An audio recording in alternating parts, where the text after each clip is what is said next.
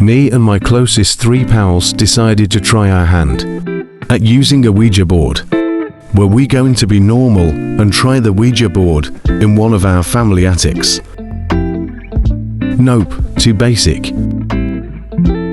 We instead decided to trek up together to, what I shit you not, is an abandoned tree house left in an elevated section of our city, surrounded by forests.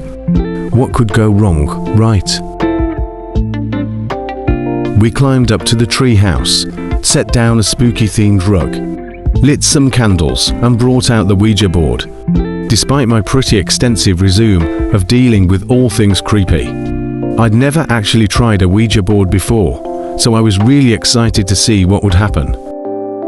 We went into this excited to break every rule in the book. We weren't going to do a seance, we were going to ask whatever we want, and we didn't need to worry about being respectful to the spirit, etc. We figured if something interesting were to happen, it'd be more likely if we went in as carefree as possible.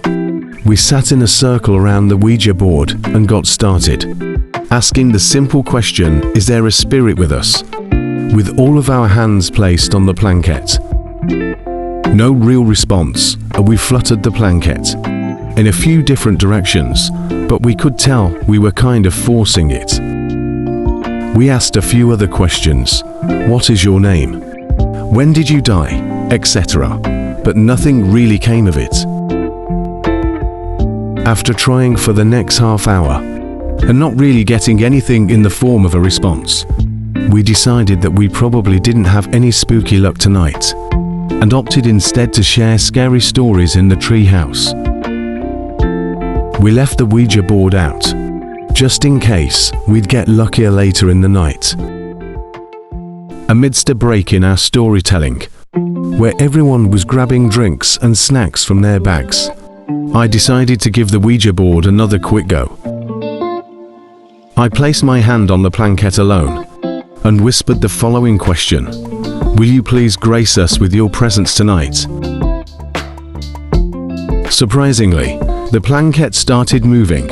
It's hard to explain, but you kind of know when something is moving on its own, versus you sort of subtly and subconsciously moving it with your hand to force an answer. This felt real. A tingle went up my spine. It was cool as hell.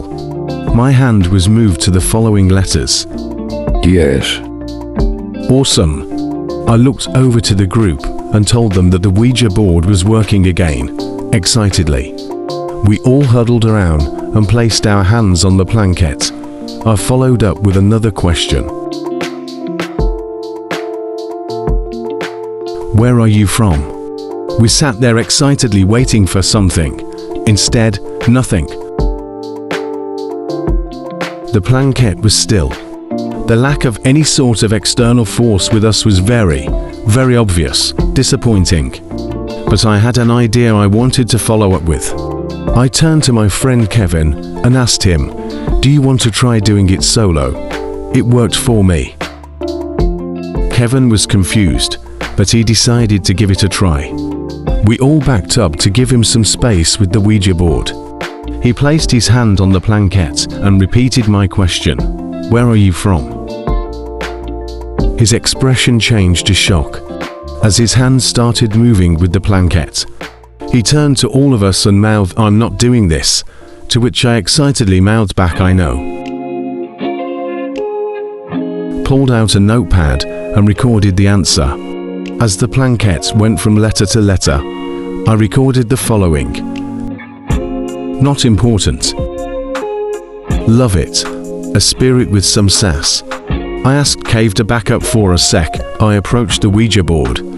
Prepped for one final solo question, I asked, why are you only responding when it's one of us using the board? Yet again, the planquette moved effortlessly with my hand. It was faster this time. So I said the letters out loud and had another one of my friends, Eleonora, transcribe onto my notepad. The answer was, one at a time. Fair enough, I thanked the spirit. My hand still on the planquette. I appreciate your answers, friend.